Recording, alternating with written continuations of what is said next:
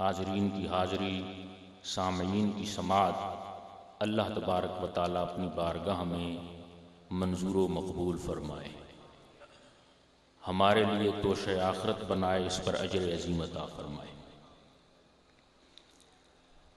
دارالعلوم جامعہ احسن المدارس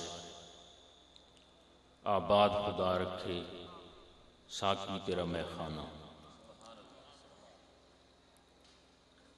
حضرت علامہ مولانا مفتی ارشاد احمد صاحب اس ادارے کی سرپرستی فرما رہے ہیں۔ الحمدللہ جب بھی دستار بندی کا اس مقام پر یہ سلسلہ ہوتا ہے، ہمیں انتہائی خوشی اور مسرت ہوتی ہے، اس لیے کہ ہم سے اگر کوئی یہ سوال کرتا ہے کہ جی حضرت شیخ القرآن رحمۃ اللہ علیہ کا فیضان جاری ہے، اس کی کوئی مثال، تو ہم آپ کے مدرسے کا نام لے لیتے ہیں۔ کوئی ہمارے لیے مشکل بات نہیں ہوتی، اس لیے میں نے کہا کہ آباد خدا رکھے ساقی تیرا مے خانہ، اس لیے کہ کوئی ہم سے پوچھتا رہے گا، ٹاپ آف دی لسٹ، سر فہرست آپ کا نام موجود ہوتا رہے گا۔ دوسرا، قبلہ مفتی صاحب کا جو میرے والد گرامی حضرت شیخ القرآن والحدیث خلاصہ فیضان اولیاء حضرت علامہ مولانا محمد منظور احمد صاحب قدست اسرارہ سے جو ان کا تعلق تھا، وہ بھی اپنی مثال آپ تھا، اس لیے کہ ان کی سیرت کے حوالے سے، ان کی سوانح کے حوالے سے اور حضرت شیخ القرآن رحمۃ اللہ علیہ کی حیات زندگی کے حوالے سے جب بھی کسی کتاب کی ترتیب اور تدوین کی بات چلتی ہے کہ ان کے حالات کہاں سے ملیں گے، تو ہم یہ کہتے ہیں کہ ہم بے شک ان کے بیٹے ہیں، مگر ان کے مستند، معتبر اور زیادہ سے زیادہ جو احوال ان کی زندگی کے ملیں گے وہ قبلہ مفتی صاحب سے ملیں گے۔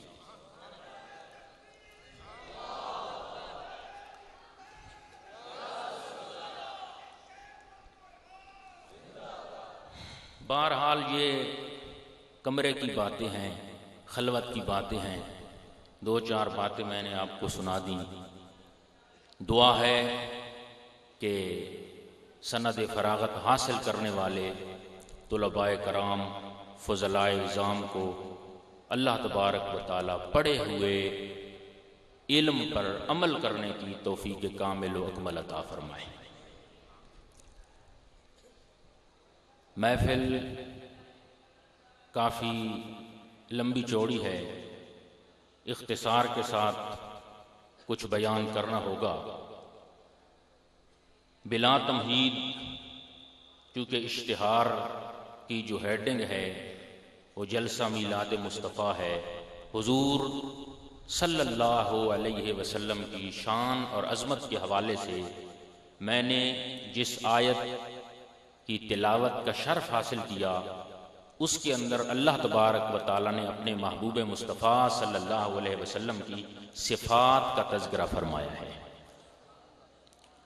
حضور صلی اللہ علیہ وسلم کی آمد پر ہم خوشی مناتے ہیں، اس کی وجہ کیا ہے؟ خوشی ہم کیوں کرتے ہیں؟ اس لیے کہ حضور صلی اللہ علیہ وسلم نے آ کر بگڑا ہوا ماحول درست اور صحیح فرما دیا۔ اگر حضور صلی اللہ علیہ وسلم نہ آتے تو یہ بگڑا ہوا معاشرہ قیامت تک درست اور صحیح نہ ہوتا۔ خوشی اس بات کی ہے کہ محبوب مصطفیٰ جلوہ گر ہوئے، حضور صلی اللہ علیہ وسلم نے آ کر بگڑا ہوا ماحول اور معاشرہ درست اور صحیح فرما دیا۔ آپ صلی اللہ علیہ وسلم کی آمد سے پہلے لوگ اتنا معاشرہ بگڑ چکا تھا کہ آپ کی آمد سے پہلے لوگ ننگی حالت میں کعبے کا طواف کرتا تھا، اتنا معاشرہ بگڑ چکا تھا۔ حضور کی آمد سے پہلے معاشرہ اتنا خراب ہو چکا تھا کہ باپ اپنی بیٹی کے ساتھ برے فعل کا ارتکاب کر کے خوشی، مسرت اور فخر محسوس کرتا تھا، اتنا معاشرہ خراب ہو چکا تھا۔ حضور کی آمد سے پہلے جمود و تعطل کی گھنگور گھٹائیں کارگاہ زیست پر محیط ہو چکی تھی۔ حضور کی آمد سے پہلے جہالت و تعصب کی گھنگور گھٹائیں جگہ جگہ پر موجود ہو چکی تھی۔ حضور کی آمد سے پہلے لوگ خدا پرستی کے بجائے مادہ پرستی میں مبتلا ہو چکے تھے۔ حضور کی آمد سے پہلے عقیدہ توحید کا کوئی تصور موجود نہ تھا۔ حضور کی آمد سے پہلے یتیموں کے سروں پہ شفقت کا ہاتھ رکھنے کے لیے کوئی بندہ تیار نہ تھا۔ حضور کی آمد سے پہلے عورتوں کے حقوق کا تحفظ موجود نہ تھا۔ حضور کی آمد سے پہلے زندہ درگور کی جانے والی معصوم بچیوں کی دلدوز چیخیں عرش مولا سے ٹکرا رہی تھیں۔ حضور کی آمد سے پہلے ہر انسان اپنے آپ کو مخاطب ہو کر کہہ رہا تھا کہ ساری زندگی وگڑیا دھاگا ہے، انو تندا وندا کوئی نہیں، تے سارے بکھرے سارے موتی ہن، انو چیندا چندا کوئی نہیں، ہن چپ کر شاک کے رومن دی تیری دھاڑ نو سندا کوئی نہیں۔ حضور کی آمد سے پہلے دکھی انسانیت کی دھاڑ کو سننے والا کوئی نہ تھا۔ حضور کی آمد سے پہلے اگر کوئی بندہ کسی دوسرے انسان سے حال احوال رسمی طور پر پوچھتا کہ کیا حال ہے، تو وہ جواب دیتا کہ میں تو درداں دی تفصیل نہ پوچھ، دکھی نگری دا سلطانہ جیندا ظاہر باطن اجڑ گیا، میں او بدبخت انسانہ۔ حضور کی آمد سے پہلے اشرف المخلوقات انسان نے اپنے آپ کو بد نصیب، بد قسمت جیسی مذموم صفات سے متصف کرنا شروع کر دیا تھا۔ حضور کی آمد سے پہلے انسان اپنی عزت و وقار کا گریبان چاک چاک کر چکا تھا۔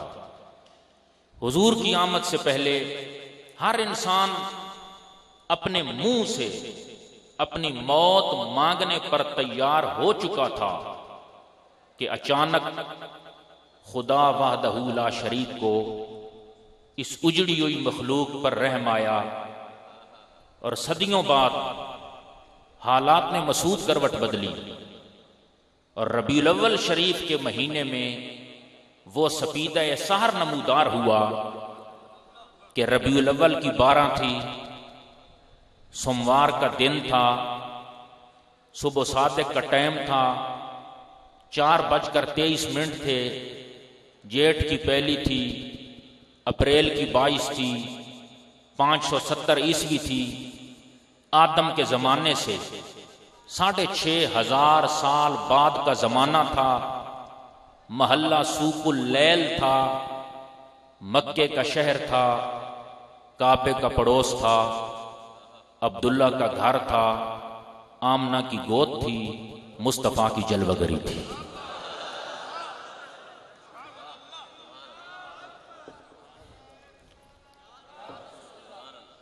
چار دانگے عالم سے خوشی اور مسرت کا شور برپا ہوا۔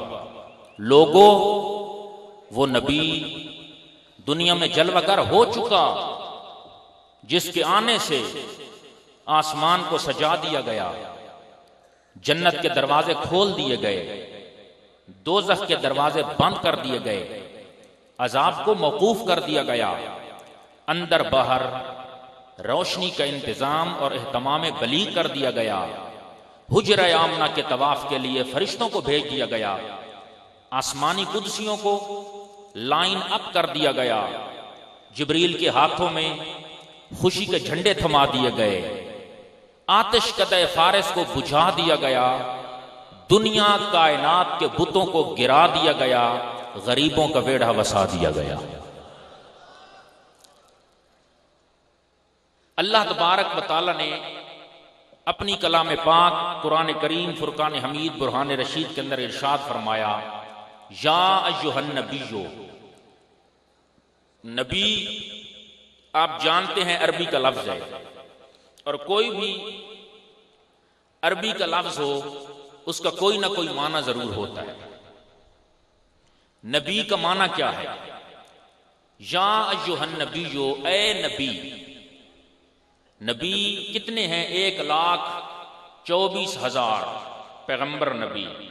تو پھر کیسے پتہ چلے گا کہ جو آنے والی صفات ہیں وہ ہمارے محبوب مصطفیٰ علیہ التحیۃ و ثنا کی ہیں؟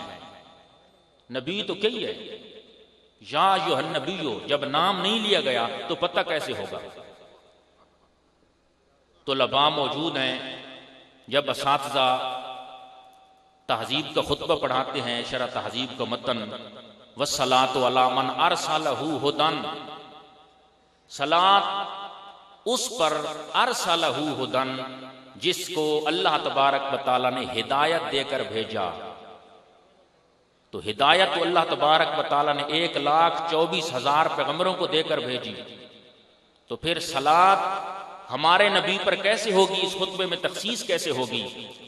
تو اساتذہ جواب دیا کرتے ہیں کہ جہاں پر کسی صفت کا فرد کامل موجود ہو تو وہاں ذہن اور طرف جاتا بھی نہیں ہے۔ ہدایت کا فرد کامل محبوب مصطفیٰ کی ذات عالی شان ہے، اس لیے ارسلہ ہدن سے کوئی اور نبی نہیں ہوگا۔ ارسلہ ہدن سے اگر ذات مراد ہوگی تو آمنہ کے لال کی ذات مراد ہوگی۔ یا ایھا النبی، اے نبی۔ تو نبوت کا فرد کامل، صفت رسالت کا فرد کامل اور صفت پیغمبری کا فرد کامل حضور صلی اللہ علیہ وسلم کی ذات عالی شان ہے، اس لیے اس یا ایھا النبی سے کسی اور نبی کی ذات مراد نہیں ہوگی، اگر مراد ہوگی تو محبوب مصطفیٰ کی ذات مراد ہوگی۔ نبی اس کے دو مشتق من ہوئے، نابعن اور نبوت۔ نبی اگر نابعن سے مشتق ہو تو اس کا معنی ہے اے غیب والا۔ نبی وہ نہیں ہوتا کہ جس میں عیب ہو، بلکہ نبی وہ ہوتا ہے کہ جس میں غیب ہو۔ کہا جاتا ہے کہ ان کے عقیدے اور ہمارے عقیدے میں بہت فرق ہے۔ میں نے کہا ایک نقطے کا فرق ہے، صرف ایک نقطے کا فرق ہے، زیادہ فرق نہیں ہے۔ ان کا عقیدہ کہ نبی جس میں عیب ہو، کیونکہ لا علمی عیب ہوتی ہے، یہ نہیں جانتے وہ نہیں جانتے، اور ہمارا عقیدہ یہ ہے کہ نبی وہ ہوتا ہے کہ جس میں عیب نہ ہو، غیب ہو۔ اب عیب کی عین پر آپ نقطہ لگا دیں تو غیب بن جائے گا، اور غیب کی غین سے آپ نقطہ ہٹا لیں تو عیب بن جائے گا۔ تو ہمارا عقیدہ عیب والا نہیں ہے بلکہ غیب والا ہے۔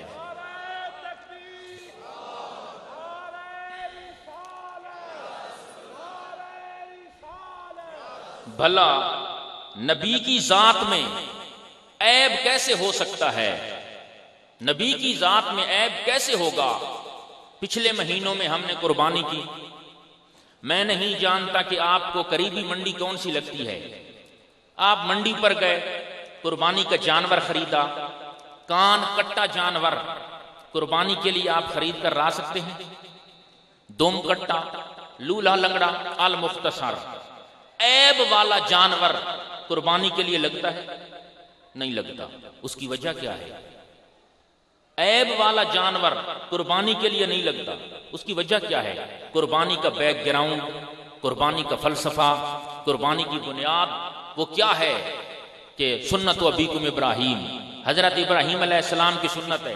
اسماعیل علیہ السلام چھری کے نیچے موجود ہیں، حضرت اسماعیل علیہ السلام کو اٹھا لیا گیا اور وہاں پر جانور رکھ دیا گیا، تو یہ جو جانور ہے قربانی والا، یہ اسماعیل علیہ السلام کے نام پر ذبح کیا جاتا ہے، اور اسماعیل علیہ السلام ہے اللہ کے نبی، تو جو جانور نبی کے نام پر ذبح کیا جائے اس جانور میں بھی عیب نہیں ہوتا، خود نبی میں عیب کیسے آئے گا؟ سبحان اللہ سبحان اللہ۔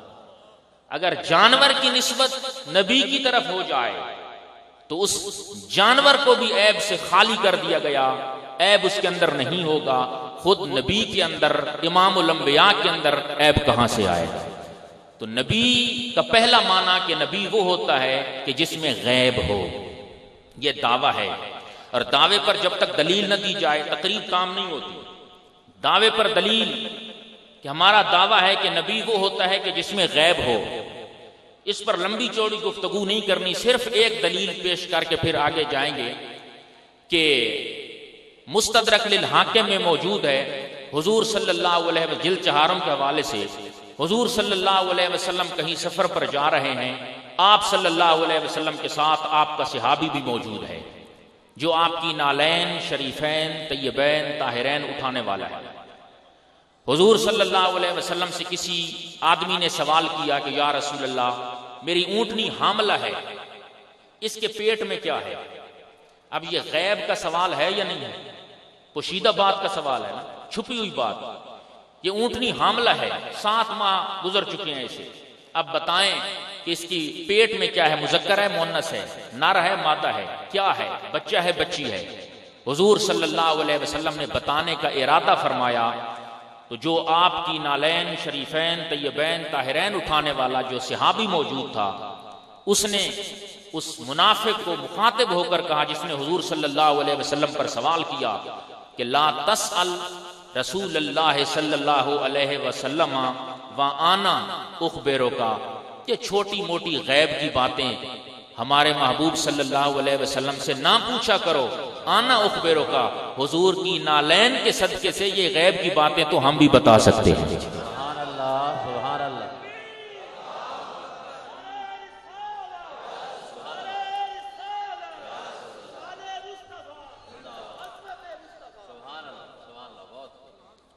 اللہ کا ترازو انصاف تولتا ہے، کوئی بولے یا نہ بولے حوالہ خود بولتا ہے۔ عقل سلیم سے، فہم مستقیم سے، سالم طبیعت ہو کر، صاف نیت ہو کر، دنیا سے بے نیاز ہو کے، منصف مزاج ہو کے فیصلہ گھر جا کر لینا کہ اگر حضور صلی اللہ علیہ وسلم کی نالین شریفین کسی اور سینے پر لگ جائے، اس سینے پر اللہ تعالیٰ کوئی چیز غیب نہیں رکھتا، خود علم نشرح کے سینے پر کیا چیز غیب ہو سکتی ہے؟ سبحان اللہ۔ نبی وہ ہوتا ہے کہ جس میں غیب ہو۔ نبی کا دوسرا معنی بلندی شان، اونچی شان والا۔ حضور صلی اللہ علیہ وسلم کی اس آیت میں صفت اول نبی، دوسرا معنی نبی کا اونچی شان والا۔ حضور صلی اللہ علیہ وسلم کی کتنی بلند شان ہے، اس سوال کا جواب بھی کہ جو کیا جاتا ہے کہ حضور صلی اللہ علیہ وسلم کا میلاد شریف حضور صلی اللہ علیہ وسلم کے صحابہ نے منایا تھا، اس کا جواب بھی اور دعوے کی دلیل بھی۔ صحابی نبی سے بعد میں ہوتا ہے، حضور صلی اللہ علیہ وسلم سے پہلے صحابی نہیں تھے۔ کیوں؟ اس لیے کہ آپ کی ولادت باسعادت ہوئی، بچپن، لڑکپن، شباب، جوانی، اعلان نبوت، ظہور نبوت، آپ کی زیارت، اس کے بعد پھر صحابی بنتا ہے۔ جبکہ ہم ثابت کر کے دکھاتے ہیں کہ حضور صلی اللہ علیہ وسلم کی اپنی ولادت بعد میں ہوئی، دنیا میں میلاد شریف کے تذکرے حضور صلی اللہ علیہ وسلم کی ولادت سے پہلے موجود تھے۔ سبحان اللہ۔ عیسیٰ علیہ السلام حضور صلی اللہ علیہ وسلم سے پہلے ہیں یا بعد میں ہیں؟ آپ کی نبوت کا زمانہ پہلے ہے۔ تو عیسیٰ علیہ السلام نے حضور صلی اللہ علیہ وسلم کی ولادت کا تذکرہ کیا، اور کس طرح کیا کہ لوگوں، دنیا میں ایک نبی آئے گا، غور سے سننا کہ دنیا میں ایک نبی آئے گا، اس نبی کی اتنی بلند شان ہوگی، نبی کا معنی اونچی شان والا، اس پر دلیل اس نبی کی اتنی بلند شان ہوگی کہ وہ نبی سویا ہوا اپنے پینگھے اور پنگھوڑے میں ہوگا، آسمان کا چاند اس نبی کو لوریاں دے کر سلا رہا ہوگا۔ سبحان اللہ سبحان اللہ۔ عیسیٰ علیہ السلام نے جو کچھ فرمایا وہ ختم ہو چکا، آپ کا پیراگراف اختتام پذیر ہو گیا۔ اس پر ایک میں اپنی رائے پیش کرتا ہوں، اس کو ذرا غور سے سن لینا، اگر صحیح نہ ہو تو تصحیح فرما دینا کہ عیسیٰ علیہ السلام نے کیا فرمایا کہ اس نبی کو آسمان کا چاند لوری دے کر سلائے گا۔ لوری کا لفظ فرمایا، جو عربی کا لفظ فرمایا اس کا ٹرانسلیشن، اس کا ترجمہ لوری ہوتا ہے۔ میرے لیے کوئی لوری کا لفظ سمجھانا مشکل بات نہیں ہوگی کہ میں کوئی غیر ملک میں بیٹھ کر تقریر نہیں کر رہا کہ لوری کا لفظ سمجھانا مشکل ہو۔ مجمع میرا ذہین ہے، بیدار مغز ہے، سارے جانتے ہیں کہ لوری کیا ہوتی ہے۔ لوری یہ ہوتی ہے کہ بچہ سونے کے قریب ہو اور اس کی والدہ اس کے ساتھ بیٹھے ہوئے کوئی سریلی سی آواز میں کوئی شے پڑھ رہی ہو، اللہ یا کوئی نعت کا جملہ، بچہ وہ ماں کی سریلی آواز سن کر سو جائے، اسے کہا جاتا ہے لوری۔ سبحان اللہ۔ یہی لوری ہوتی ہے محبوب؟ بے شک بے شک بے شک، کوئی اور ہوتی ہے؟ بالکل یہی ہوتی ہے۔ لوری کی ڈیفینیشن اور لوری کی تعریف یہی ہے سبحان کہ اللہ۔ بچہ وہ سریلی آواز سن کر سو جائے۔ اب عیسیٰ علیہ السلام نے کیا فرمایا کہ اس نبی کو آسمان کا چاند لوری دے گا۔ سبحان اللہ سبحان اللہ۔ اب یہ تو لوری نہیں ہوگی کہ بچہ اپنے گھر موجود ہو اور اس کی والدہ بہت میکے گھر اپنے والدین کو ملنے کے لیے گئی ہو اور 100 کلومیٹر والدہ دور بیٹھ کر کوئی شے پڑھے، بچہ سننے بھی نہیں، تو وہ لوری بنے گی؟ نہیں بنے نہیں بنے۔ تو لوری کے لیے سننا ضروری ہے۔ عیسیٰ علیہ السلام نے فرمایا کہ آسمان کا چاند اس نبی کو لوری دے گا، تو پتہ یہ چلا کہ محبوب مصطفیٰ سوئے ہوئے اپنی والدہ کی گود میں ہوں گے، موجود پینگے اور پنگوڑے میں ہوں گے اور باتیں آسمان کے چاند کی سن رہے ہیں۔ سبحان اللہ۔ نعرہ تکبیر، نعرہ تکبیر، نعرہ رسالت، نعرہ رسالت۔ سبحان اللہ۔ زندہ باد اور پھر زندہ باد۔ آسمان کے چاند کی باتیں سن رہے ہوں گے۔ اگر کوئی کہ نہیں سنتے تو پھر لوری کا لفظ کیوں فرمایا؟ لوری تو ہوتی بھی وہی ہے جو سنی جاتی ہے۔ اور پھر یہ آسمان کا چاند کتنا دور ہے؟ جدید سائنس نے فاصلہ نکالا ہے 2,40,000 کلومیٹر یہ چاند ہم سے دور ہے۔ 2,40,000 کلومیٹر چاند دور ہے۔ اور یہ کلیہ زمین کتنی ہے جس پر ہم بیٹھے ہیں؟ کلیہ زمین کتنی ہے جس پر ہم موجود ہیں؟ یہ زمین کلیہ 24,000 کلومیٹر، 24,000 کلومیٹر یہ کلیہ زمین ہے۔ اور حضور صلی اللہ علیہ وسلم کا روضہ عالی شان مزار پر انوار گنبد خضرا وہ کہاں ہے؟ اللہ تعالیٰ نے زمین کے سنٹر اور زمین کے درمیان میں بنایا۔ اب بات نہایت آسان ہو گئی، ہر بندے کو سمجھ آئے گی، پرائمری کے بچے کو بھی سمجھ آئے گی کہ چاند کتنا دور ہے؟ 2,40,000 کلومیٹر۔ زمین کل کتنی ہے؟ 24,000 کلومیٹر۔ روضہ شریف آپ صلی اللہ علیہ وسلم کا کہاں ہے؟ زمین کے درمیان میں۔ جب روضہ شریف درمیان میں ہے، زمین 24,000 کلومیٹر ہے، شرق سے غرب تک، مشرق سے مغرب تک، تو روضہ شریف درمیان میں ہے، تو ہر طرف سے زمین کتنی باقی بچ جائے گی؟ 12,000 کلومیٹر۔ 12 کے درمیان میں ہے نا روضہ شریف، 12,000 اس طرف اور 12,000 اس طرف۔ چاند کتنا ہے؟ 2,40,000 کلومیٹر۔ جو محبوب مصطفیٰ اپنی والدہ کی گود میں بچپن کے زمانے میں 2,40,000 کلومیٹروں سے چاند کی لوری کی آواز سن لیتے تھے، وہ محبوب مصطفیٰ 12,000 کلومیٹروں سے درود و سلام کی آواز۔ سبحان اللہ سبحان اللہ سبحان اللہ۔ نعرہ اللہ اکبر، یا رسول اللہ، یا رسول اللہ، زندہ باد۔ سبحان حسن المدارس کے طلباء میں بیٹھ کر تقریر کرنا یہ کوئی آسان بات نہیں ہے، اور یہ ایک اتفاقی عقیدے کی جز ہے۔ شرح قائد کی شرح نبراس میں علامہ عبدالعزیز پرہاروی رحمۃ اللہ علیہ نے ذکر کیا کہ لیسا فی النبوۃ والرسالۃ سلب الکمال، ایک اور بات آپ کو سمجھائی جائے کہ نبوت اور رسالت میں در رسالت و نبوت سلب کمال نیست، نبوت اور رسالت میں سلب کمال نہیں ہوتا آسان الفاظ میں، یعنی مقصد یہ ہے کہ ایسا نہیں ہوگا کہ اللہ تعالیٰ نبی علیہ السلام کو ایک دن شان مقام مرتبہ عطا فرمائے کہ دوسرے دن نبی سے وہ شان مقام مرتبہ واپس لے لے، ایسا نہیں ہوگا، سبحان اللہ، سلب کمال نہیں ہوگا، بلکہ قرآن نے نبی علیہ الصلوۃ والسلام کے لیے کیا قانون ذکر کیا آخری سپارے میں، وَلَلْآخِرَةُ خَيْرٌ لَكَ مِنَ الْأُولَىٰ۔ سبحان اللہ۔ اب غور کرنا کہ حضور صلی اللہ علیہ وسلم بچپن کے زمانے میں کتنی قوت سماعت رکھتے تھے، کتنی طاقت رکھتے تھے، کتنی شان رکھتے تھے، 2,40,000 کلومیٹروں سے سن لیتے تھے۔ اب جب بڑے ہوں گے تو سلب کمال تو نہیں ہے، بڑے ہوں گے تو آپ کی یہ قوت سماعت کم ہوگی یا بڑھے گی؟ بڑھے گی۔ اگر کوئی کہے کہ درود و سلام نہیں سن سکتے تو اس نے اتفاقی عقیدے کا انکار کیا، کیونکہ سلب کمال تو ہو نہیں سکتا نبوت اور رسالت میں، تو یہ تو سلب کمال ہوگا کہ چھوٹے تھے تو سن لیتے تھے، بڑے تھے تو نہیں سنیں گے۔ تو معلوم ہوا جو محبوب مصطفیٰ بچپن کے زمانے میں سن لیتے تھے، محبوب مصطفیٰ صلی اللہ علیہ وسلم اب بھی سن سکتے ہیں، صرف سن نہیں سکتے بلکہ ما من احد یسلم علیہ رد اللہ علیہ روحی حتی رد علیہ السلام۔ حضور صلی اللہ علیہ وسلم نے فرمایا تمہارے درود و سلام میں پڑھنے میں دیر ہو سکتی ہے، میری طرف سے جواب آنے میں دیر نہیں ہے۔ سبحان اللہ، سبحان اللہ۔ یا ایھا النبی انا ارسلناک شاہدا، اگلی صفت کیا ذکر کی؟ شاہد۔ شاہد کا معنی کیا ہے؟ گواہ۔ اور گواہ کیا ہوتا ہے؟ گواہ وہ ہوتا ہے کہ جو بات کو کانوں سے سنے اور آنکھوں سے دیکھے۔ کوئی گواہ ہوتا ہے کہ نہیں؟ گواہ کا دائرہ جتنا ہوگا اس کی گواہی بھی اتنی ہوگی۔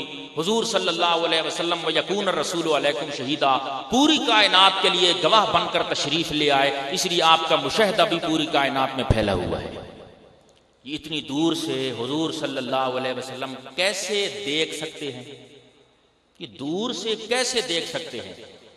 دور سے آپ کہتے ہیں کہ حضور صلی اللہ علیہ وسلم نہیں دیکھ سکتے، جبکہ اہل سنت والجماعت کا عقیدہ، ہمارا عقیدہ یہ ہے کہ دور سے تو کافر بھی دیکھ سکتے ہیں۔ آپ پریشان نہ ہوں، دعویٰ میں نے کیا، دلیل بھی میں نے پیش کر دیا۔ امام فخر الدین رازی نے تفسیر کبیر میں یہ بات نقل کی ہے کہ کافر بھی دور سے دیکھ سکتے ہیں۔ ابو علی سینا ابھی مسلمان نہیں ہوا تھا، بعد میں ابو الحسن فرقانی کے ہاتھ پر اس نے اسلام قبول کیا، کافر تھا، اور یہ 60 کلومیٹروں سے اڑتی ہوئی مکھی دیکھ لیتا تھا۔ اب 60 کلومیٹر دور نہیں ہے، کتنے دور ہے کون؟ کافر ہے اور دور سے دیکھ رہا ہے۔ وہ امام فخر الدین رازی لکھتے ہیں کہ ایک دن ابو علی سینا کا بادشاہ دوربین لگا کر کھڑا تھا، دوربین سے دور کی چیزیں نظر آتی ہیں، دوربین لگا کر کھڑا تھا۔ ابو علی سینا نے پوچھا بادشاہ سلامت کیا دیکھ رہے ہو؟ بادشاہ نے کہا کہ میرا ایک بندہ آنا تھا، غلام، پہلے تو نو ویٹ نو لیٹ کوئی انتظار نہیں کراتا تھا، آج اس کی دیر ہو گئی ہے، میں دیکھ رہا ہوں کہ آ رہا ہے یا نہیں آ رہا۔ تو ابو علی سینا نے کہا کہ آپ کو نظر آیا دوربین کے ساتھ؟ بادشاہ نے کہا نہیں۔ ابو علی سینا نے کہا آپ نیچے آ جائیں، مورچے پر مجھے چڑھنے دیں۔ ابو علی سینا مورچے پر چڑھ گیا، اس نے گردن اوپر کی اور دیکھ کر کہا کہ اے بادشاہ سلامت، رب نہ بھلائے تو غلام تیرا 60 کلومیٹروں پر موجود ہے، سفید رنگ کے اس نے کپڑے پہنے ہوئے ہیں اور کالے رنگ کے گھوڑے پر بیٹھا ہوا ہے، ہاتھ میں اس نے سٹک چھڑی پکڑی ہوئی ہے، سوٹی پکڑی ہوئی ہے، اور کوئی میٹھی شے بھی کھا رہا ہے۔ سبحان اللہ، سبحان اس وقت بادشاہ بھی سیانے ہوتے تھے۔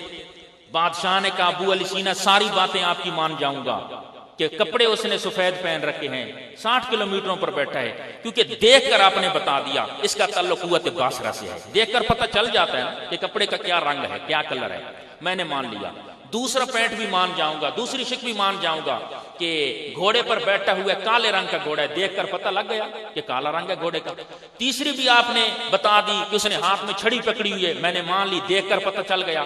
چوتھی بات نہیں مانوں گا، کیونکہ تم کہتے ہو کہ کوئی میٹھی شے کھا رہا ہے، شے سامنے پڑی ہو، چائے آپ کی ٹیبل پر موجود ہو، میز پر موجود ہو چائے، اور آپ چکھے نہیں تو بتا سکتے ہیں کہ میٹھے والی ہے یا میٹھے کے بغیر ہے؟ بتا سکتے ہیں؟ پڑھی تو آپ کے سامنے ہے۔ جب شے سامنے ہو اور بندہ چکھے نہیں تو نہیں بتا سکتا۔ تم 60 کلومیٹروں سے کیسے بتاتے ہو کہ وہ میٹھی شے کھا رہا ہے بغیر چکھنے کے؟ اس کا تعلق قوت باصرہ سے نہیں ہے، قوت ذائقہ سے ہے۔ چکھنے کے بغیر کیسے بتاتے ہو؟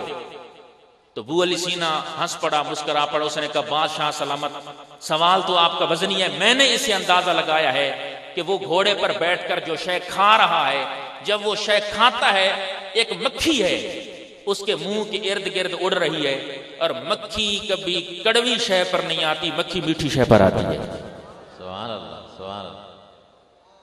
دور سے 60 کلومیٹر دور ہیں، دیکھنے والا ابو علی سینا ہے، ابھی مسلمان نہیں، کافر ہے، اور اس کو دور سے دیکھنے کی طاقت کس نے دی؟ اللہ نے دی۔ جو خدا وحدہ لا شریک دور سے دیکھنے کی طاقت کفار کو عطا کر سکتا ہے، وہی خدا وحدہ لا شریک دور سے دیکھنے کی طاقت مدینے والے تاجدار کو بھی عطا کر سکتا ہے۔ سبحان اللہ، سبحان اللہ۔ حضور صلی اللہ علیہ وسلم اس بلندی شان پر پہنچے کہ اللہ تبارک و تعالی نے فرمایا انا ارسلناک شاہدا۔ کس بلندی پر؟ میرے حضرت واقف اسرار جلی و خفی شہزادہ گولڈا حضرت علامہ پیر سید نصیر الدین نصیر شاہ صاحب رحمۃ اللہ علیہ نے کیا خوبی فرمایا۔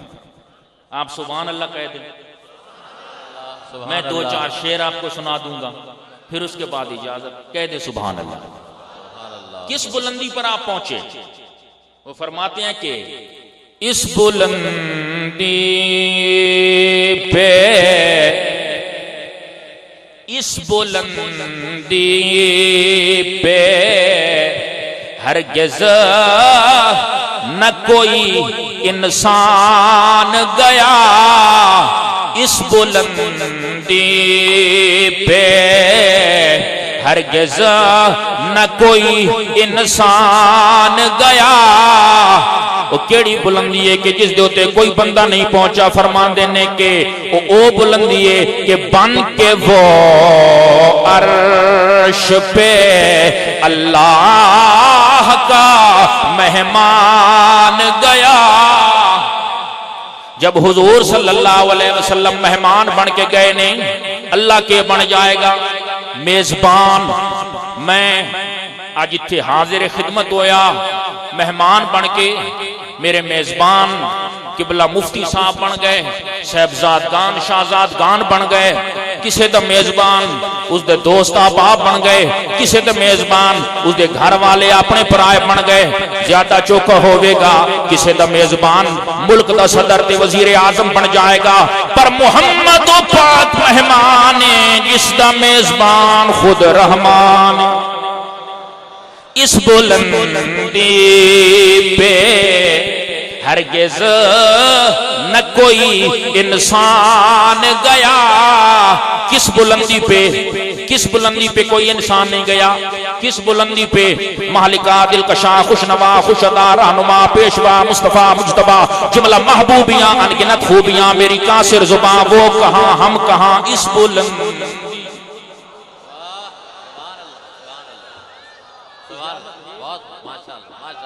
بہت خوب۔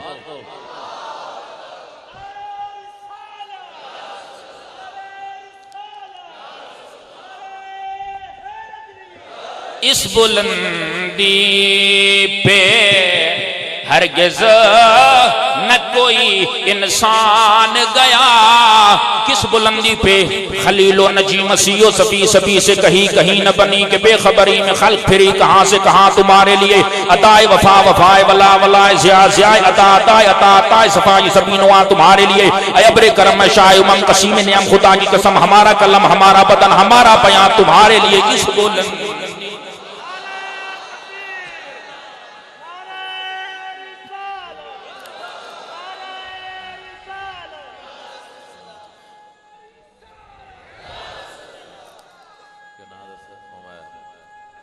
اس بلندی پہ ہرگز نہ کوئی انسان گیا۔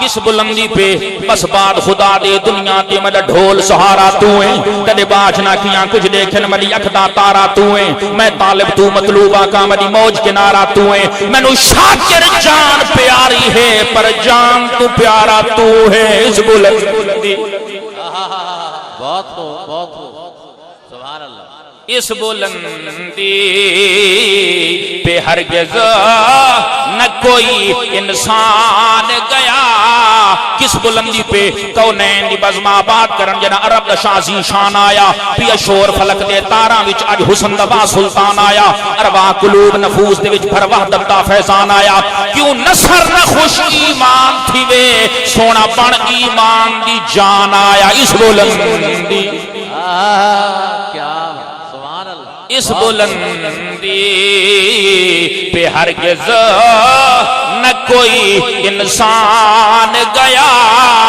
بن کے وہ عرش پہ اللہ کا مہمان کس بلندی پہ غلام حشر میں جب سید الورا کے چلے لوائے حمد کے سائے میں سر اٹھا کے چلے وہ ان کا فقر کے سلیمان کو جس پہ رشک آئے وہ ان کا حسن کے یوسف کی منہ چھپا کے چلے نصیر ان کے سوا نہیں ہے کوئی رسول ایسا جو بخشوانے پہ آئے تو بخشوا کے چلے اس بخشوانے پہ آئے تو بخشوا کے چلے بخشوانے پہ آئے تو بخشوا کے چلے دسو اس بلندی پہ کون پہنچے گا اس بلندی پہ ہرگز نہ کوئی کس بلندی پہ نہ زلزلہ ہے نہ کوئی طوفان ہے کعبہ کمبدا اگال کیا ہے نجومی اپنا پہ سر کھپام ان کے آج ستارے دی چال کیا ہے مسیح دے مستانے چاہ کے انجیل پچھ دے پہ ہن کے گال کیا ہے لوگ آنکھا یہ کعبہ کمبدے رساو حقیقت حال کیا ہے انہاں ہے آنکھا کہ ہر فرشتہ خاک مکے دی چمدرا سی نبی دی آمد تو ترائے دی پہلے ایک کعبہ خوش تھی کہ چمدرا سی اس بلندی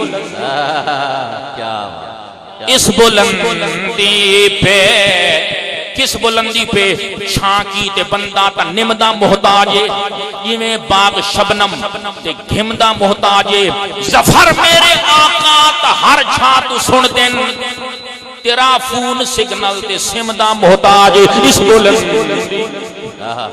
اس بلندی پہ ہرگز کیڑی بلندی ہے زبان تابوت در تہاں جائے گیر سنائے محمد بود دل پذیر حبیب خدا اشرف انبیاء کی عرش مجید اشبوت متقا سوارے جہانگیر یکراں براق کہ بے گزشت از کسر نیلی رواق اگر یکسر موے برتر پرم فروغ تجلہ بسوزت پرم اس بلندی اس بلندی پہ ہرگز کیڑی بلندی متا یبدو فی اللیل البہیم جبینہو جلوہ مثل مصباح الدجل متوقدی نور ادا لہو علی البریت کلہا وافن ومادن شہاب یستداؤ بہی بدر انار علی کل الاماجدی اس بلندی سبحان اللہ اس بلندی پہ ہرگز نہ کوئی انسان گیا بن کے وہ عرش پہ اللہ کا مہمان گیا میرے اعمال تو بخشش کے نہ تھے پھر بھی نصیر کی محمد نے او سفارش تو خدا مان گیا لیکن یہ بلندیاں آج مننیاں پوسن قیامت والے دن مننے گا تے کوئی فائدہ نہیں ہوگا امام اہل سنت کشت عشق مصطفیٰ نے بھی تے فرمایا آج لے ان کی پناہ آج لے ان کی پناہ آج مدد مانگ ان سے کل نہ مانیں گے قیامت میں اگر تو مان گیا او کیڑی بلندی ہے کہ جڑی اللہ تعالی نے محبوب مصطفیٰ صلی اللہ علیہ وسلم تو علاوہ اور کسی نو عطا نہیں فرمائی. شب معراج سدرۃ المنتہا حضرت ام ہانی دا گھر مکے دا شہر جبریل دی خدمت حور و غلمان دی قطار قدسیاں دی انتظار سورت بشری سورت ملکی سورت حقی خدا وحدہ لا شریک دا عرش تلے رہ گیا مصطفیٰ دی نالین اتے آ گئی اس بلندی. سبحان اللہ آنکھوں نہ سبحان اللہ سبحان اللہ بلند آواز میں بہت خوب یہ پچھلے بھی آکھن سبحان اللہ. سبحان اللہ حضور صلی اللہ علیہ وسلم دے نال میرے دوست برابری دا دعویٰ نہیں کرنا اس واسطے کہ حضور صلی اللہ علیہ وسلم و اللہ تعالیٰ نے جو شان جو عظمت جو عصمت جو نسبت جو قسمت جو شان جو بان جو مقام جو احترام عطا فرمایا ہے جو فضیلت جو فوقیت جو حیثیت عطا فرمائی ہے اور کسی انسان کو عطا نہیں فرمائی. تو اے دیکھ لے تو اپنی جتیاں دے نال اپنے جوڑاں دے نال اپنی گھر دی چارپائی تے نہیں چڑھ سکتا. جتی پہلے اتارنی پے گی چارپائی تے بعد چڑھنا پے گا. پر محبوب مصطفیٰ اپنی نالین دے نال خدا دے عرش تے چڑھ گئے نے. سبحان اللہ سبحان اللہ حضور صلی اللہ علیہ وسلم دی عظمت شان ویکھ لے. موسیٰ کلیم اللہ نے خدا وحدہ لا شریک نو عرض کیتا ہے مولا میں تیرے نال ایک سودا کرنا چاہنا. گل غور نال یا اللہ میں تیرے نال ایک سودا کرنا چاہنا. موسیٰ علیہ السلام نے اللہ نو عرض کی تھی سودا کے ہوندا ہے سودا اے ہوندا ہے کہ سودے دے اندر کچھ دتا بھی جاندا ہے کچھ گھدا بھی جاندا ہے. موسیٰ علیہ السلام نے اللہ نال سودا کرنے دا ارادہ کیتا. اللہ تعالی نے فرمایا موسیٰ علیہ السلام تو اگر سودا کرنا چاہنا ہے سودے دے اندر کچھ دینا بھی پیندا ہے کچھ لینا بھی پیندا ہے. تسی جانور دا سودا کیتا جانور دے چھوڑا پیسے لے لے. زمین دا سودا کیتا ہے زمین دے چھوڑی پیسے لے لے. اے موسیٰ علیہ السلام اگر تو میں نال سودا کرنا چاہنا ہے دیوے گا کیڑی شے تے لیویں گا کیڑی شے. ہن سنے حضور دی بلندی شان تے گل مکے تے گج وج کے آکھنا ہے سبحان اللہ. موسیٰ علیہ السلام نے اللہ عرض کی یا اللہ میں سودا کرنا چاہنا. اللہ نے فرمایا سودے کے اندر کچھ دتا بھی جاندا ہے کچھ لیا بھی جاندا ہے. دیویں گا کیڑی شے تے لیویں گا کیڑی شے. موسیٰ علیہ السلام نے عرض کی تھی اے وحدہ لا شریک نبوت لے لے پیغمبری لے لے رسالت لے لے محبوب مصطفیٰ صلی اللہ علیہ وسلم دا امتی بنا چھوڑ. سبحان اللہ اللہ اکبر یا رسول اللہ یا رسول اللہ سراج منیرا زندہ آباد زندہ آباد سراج منیرا. اللہ تبارک و تعالی نے محبوب صلی اللہ علیہ وسلم نے اس آیت کے اندر یہ صفت بھی بیان کی تھی سراج منیرا چمکتا ہوا چراغ. امام فخر الدین رازی نے تفسیر کبیر میں ایک سوال اٹھایا ہے کہ سورج لأنہ اشر ذات من السراج روشنی سورج کی زیادہ ہے یا روشنی چراغ کی زیادہ ہے؟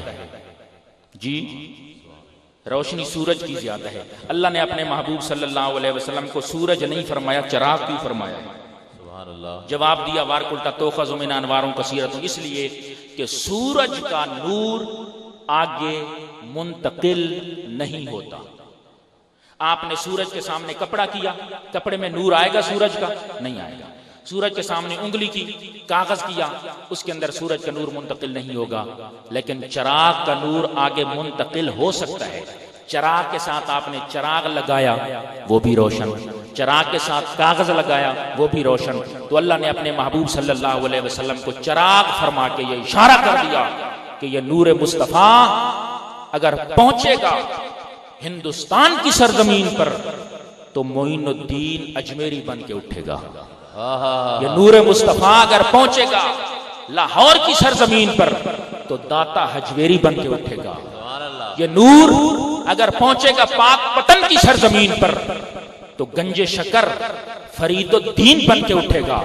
یہ نور اگر پہنچے گا خیر آباد کی سرزمین پر تو خیر آبادی نعیم الدین بن کے اٹھے گا. یہ نور اگر پہنچے گا بغداد کی سرزمین پر تو غوث جلی بن کے اٹھے گا. پہنچے گا اگر گولڈن کی سرزمین پر تو میرے علی بن کے اٹھے گا. سبحان اللہ.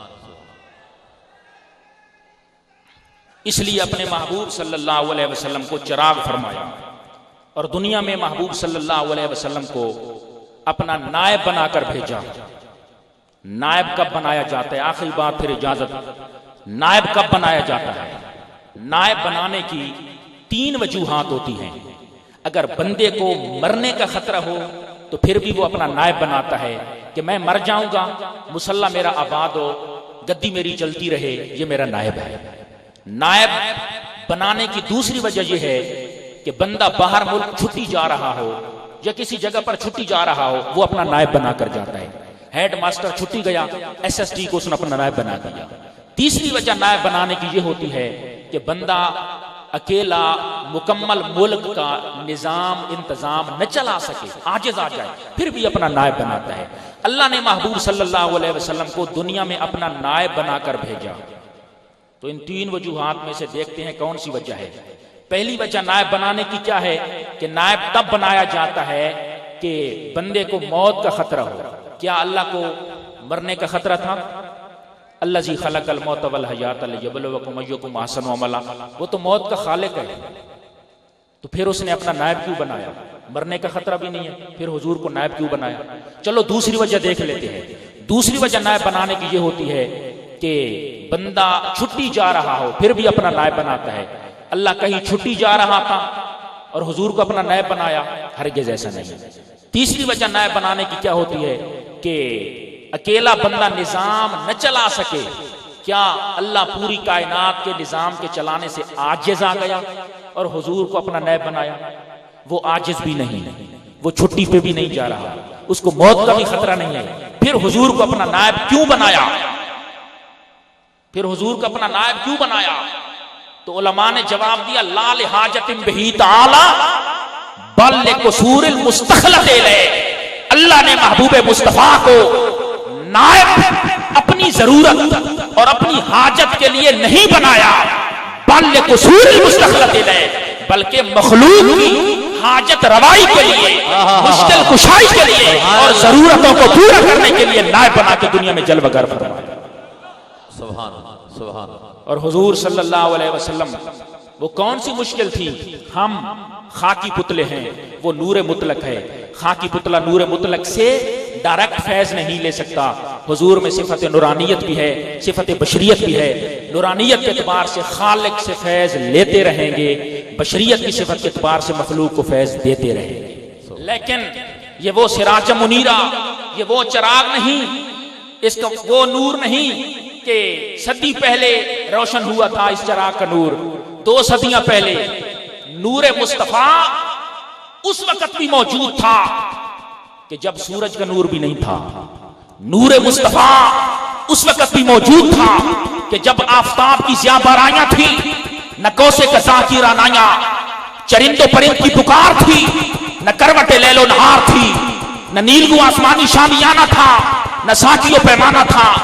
نور مصطفیٰ اس وقت بھی موجود تھا کہ جب نہ زمین و زمان تھے، نہ مکین و مکان تھے، نہ چنین و چنا تھے، نہ کلزم میں جولانی تھی، نہ دریا میں روانی تھی، نہ ابشاروں میں ترنم تھا، نہ فضاؤں میں تبسم تھا، چلتی ہوائیں تھی، نہ معطر فضائیں تھی۔ نور مصطفیٰ اس وقت بھی موجود تھا جب نہ جمادات تھے، نہ نباتات تھے، نہ انسانات تھے، نہ جنات تھے، غرضے کے نہ موت تھی نہ حیات تھی، ایک خدا تھا دوسرا محمد کی ذات تھی۔ وہ خدا خالق کرنے والا تھا، یہ مصطفیٰ خالق ہونے والا تھا۔ وہ خالق تھا، یہ اس کی خلقت بنا۔ وہ قادر تھا، یہ اس کی قدرت بنا۔ وہ قوی تھا، یہ اس کی قوت بنا۔ وہ سانے تھا، یہ اس کی صنعت بنا۔ وہ رحمان تھا، یہ اس کی رحمت بنا۔ وہ لا الہ الا اللہ تھا، یہ محمد رسول اللہ۔ حضور نبی مکرم رسول محتشم شفیع معظم صلی اللہ علیہ وسلم کی آمد دنیا میں ہوئی، ہر طرف سے شور برپا ہوا۔ لوگوں، وہ نبی دنیا میں آ گیا کہ جس کے آنے سے گلشن خزاں رسیدہ کو، بہار جاویدانہ، چراغ سحر کو کوکب زمانہ، اور در بدر بھٹکنے والوں کو خدا وحدہ لا شریک نے مالک زمانہ بنا دیا۔ یہ بے جان چیزیں، یہ پھیکی نمائش، یہ پھول اور کلیاں، یہ تارے ہٹا دو، جہاں سے گزرنا ہے اس مصطفیٰ نے، وہاں میرے سینے کی دھڑکن بچھا دو۔ اللہ تعالیٰ انہی جملوں کو اپنی بارگاہ میں قبول و منظور فرمائے۔ وآخر دعوانا الحمدللہ رب العالمین۔ نہایت ہی